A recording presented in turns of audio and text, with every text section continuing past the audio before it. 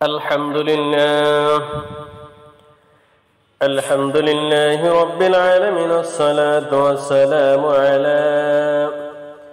على سيد الأنبياء والمرسلين وعلى آله وأصحابه أجمعين বন্ধুরাই আমার, ভাইরাই আমার, আমরা আলোচনা করতেছিলাম বিশ্বনবী জনাব মুহাম্মদ রাসূলুল্লাহ সাল্লাল্লাহু আলাইহি ওয়াসাল্লামের জীবনী সম্পর্কে। আজ আমরা জানব মুহাম্মদ বিন মাসলামার অভিযান সম্পর্কে। আহজাব বনু কুরাইজা সংকট থেকে মুক্ত হওয়ার পরে এটাই ছিল প্রথম অভিযান। 30 জন মর্দে মুমিনের সমন্বয়ে গঠিত হয়েছিল একটি অভিযাত্রী দল। এই অভিযান পরিচালনা অভিযাত্রী দলটি প্রেরিত হয়েছিলেন নাজাদের অভ্যন্তরভাগ বারাকাত অঞ্চলের জারিয়ার পার্শ্ববর্তী কারতা নামক স্থানে। জারিয়া এবং মদিনার অবস্থান ছিল 7 রাতি দূরত্বের ব্যবধান। অভিযাত্রীগণের অভিযাত্রা অনুষ্ঠিত হয় 606 হিজরিতে 10ই মুহররমে। তাদের লক্ষ্যস্থলে ছিল বনু বকর বিন কিলাব গোত্রের একটি শাখা। মুসলিমগণ অতর্কিত শত্রুদের আক্রমণ করলে তারা হতচকিত ও বিক্ষিপ্ত হয়ে পড়ে এবং পলায়ন করে। তাদের পরিত্যক্ত ধন সম্পদ এবং গবাদি পশুসমূহ মুসলমানগণের হস্তগত হয়। সে সকল ধন সম্পদ এবং গবাদি পাল নিয়ে তারা মদিনা অভিমুখে যাত্রা করেন। তারা যখন মদিনায় প্রত্যাগমন করেন তখন মুহররম মাসের মাত্র 1 দিন অবশিষ্ট ছিল। প্রত্যাবর্তনের সময় তারা বনু হানিফার সরদার সুমামা বিন আসাল হানাফিকে বন্দী করে নিয়ে আসেন। সে মুসাইলামাতুল কাজ্জাব নির্দেশে নবী করিম সাল্লাল্লাহু আলাইহি ওয়াসাল্লামকে হত্যা করার জন্য ছদ্মবেশে বাহির হয়েছিলেন। কিন্তু অভিযানকারী সাহাবীগণ তাকে বন্দী করে নিয়ে আসেন এবং মসজিদে নববীর খুঁটির সঙ্গে বেঁধে রাখেন। এমত অবস্থায় নবী করিম সাল্লাল্লাহু আলাইহি ওয়াসাল্লাম যখন সেখানে আগমন করলেন তখন তাকে জিজ্ঞেস করলেন, হ্যাঁ সামুমা, তোমার নিকট কি আছে? প্রত্যুত্তরে সে বলল, হে মুহাম্মদ সাল্লাল্লাহু আলাইহি ওয়াসাল্লাম, আমার নিকট কল্যাণ তথা ধন সম্পদ রয়েছে। যদি তুমি আমাকে হত্যা করো তবে ওকে তুমি একজন খুনি আসামিকে হত্যা করবে, আর যদি অনুগ্রহ করো তবে প্রকৃত একজন গুণগ্রাহী ব্যক্তির প্রতি অনুগ্রহ করবে। পক্ষান্তরে যদি ধন সম্পদ চাও তাহলে যা চাবে তাই পাবে। তার মুখ থেকে সব কথা শ্রবণের পর রাসূলুল্লাহ সাল্লাল্লাহু আলাইহি ওয়াসাল্লাম তাকে ওই একই অবস্থার মধ্যে রেখে চলে গেলেন। অতঃপর নবী করিম সাল্লাল্লাহু আলাইহি ওয়াসাল্লাম যখন দ্বিতীয়বার সেখানে এসে উপস্থিত হলেন তখন লিখিত প্রশ্নগুলি তাকে জিজ্ঞেস করলেন। সে উত্তর দিল ঠিক পূর্বের মতোই। এবার রাসূল সাল্লাল্লাহু আলাইহি ওয়াসাল্লাম তাকে একই অবস্থার মধ্যে রেখে চলে গেলেন। এরপরে যখন তিনি তৃতীয়বার আগমন করলেন তখনও একই প্রশ্ন জিজ্ঞাসা করলেন। সুমামা এবার একই উত্তর প্রদান করলেন। তৃতীয়বার তার মুখ থেকে উত্তর শোনার পর রাসূলুল্লাহ সাল্লাল্লাহু আলাইহি ওয়াসাল্লাম সাহাবায়ে কিরামকে নির্দেশ প্রদান করলেন তাকে মুক্ত করে দেওয়ার জন্য। তারা তাকে মুক্ত করে দিলে সে মসজিদে নববীর নিকট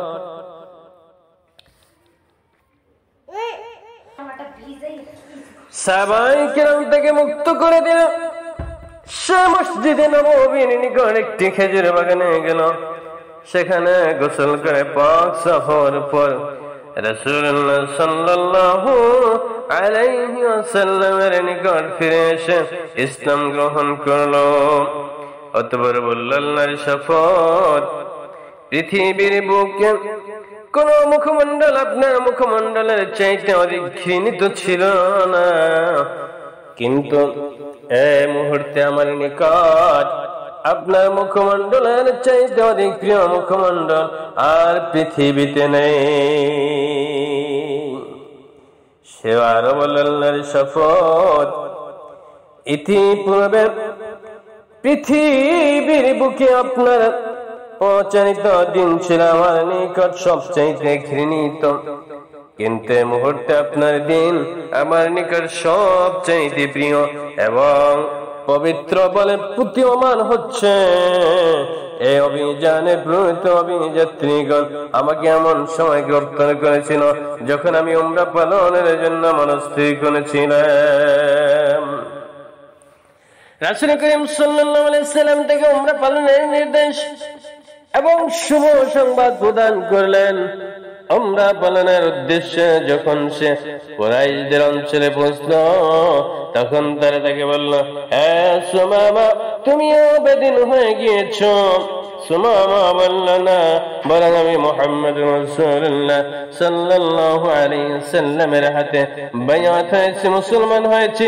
তিনি আরো বলল, জেনে রাখো আল্লাহর কসম, ইয়ামামা হতে তোমাদের নিকট গমনে একটি দানাও আসবে না যে পর্যন্ত রাসূল করিম সাল্লাল্লাহু আলাইহি সাল্লামের ব্যাপারে অনুমতি প্রদান না করবেন।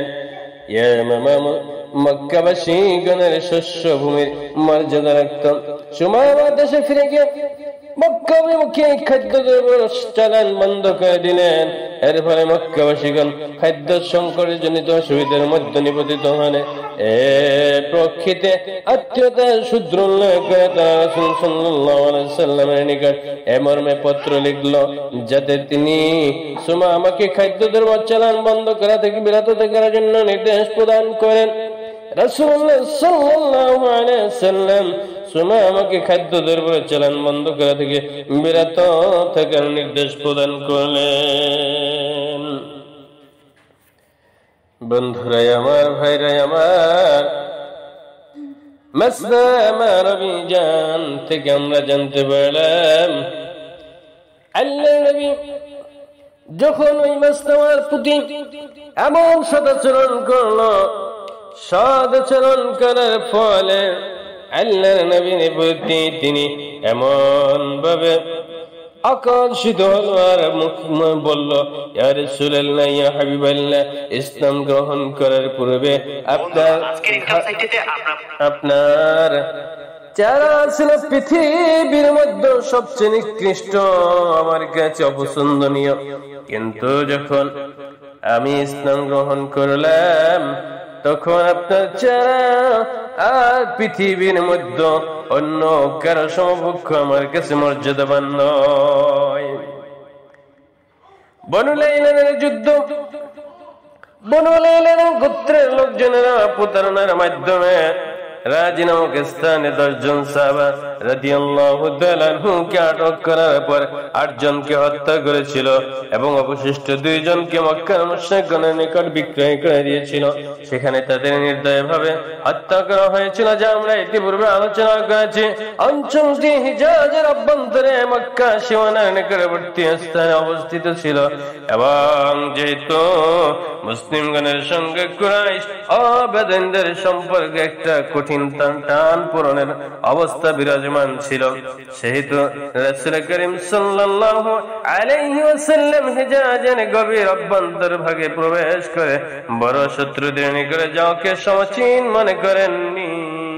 কিন্তু কাফির মুশরিকগণ যখন বিভিন্ন দলে বিভক্ত হয়ে পড়লে এবং দলের ভাঙ্গন ধরার ফলে তাদের ওই ঐক্য বিনষ্ট হয়ে যাওয়ার কারণে তারা অপেক্ষাকৃত দুর্বল হয়ে পড়ল, তখন রাসূলুল্লাহ সাল্লাল্লাহু আলাইহি ওয়াসাল্লাম এটা সুস্পষ্টভাবে উপলব্ধি করতে সক্ষম হলেন যে রাজি নামক স্থানে লাইয়ান গোত্রের লোকজনেরা সাহাবীগণকে নির্মমভাবে হত্যা করেছিল, তার প্রতিশোধ গ্রহণের উপযুক্ত সময় সমাগত। কাজী 6 হিজরি রবিউল আউয়াল মতান্তরে জমাদিউল মাসে 200 সাহাবী সমভি ব্যবহার রাসূল সাল্লাল্লাহু আলাইহি ওয়াসাল্লাম রাজি অভিমুখে যাত্রা করেন। যাত্রার পক্ষে মদিনার তত্ত্বাবধানের দায়িত্ব অর্পণ করেন ইবনে উম্মে মাকতুমে এবং ঘোষণা করেন যে তিনি সাম্রাজ্য অভিমুখে যাত্রা করেছেন।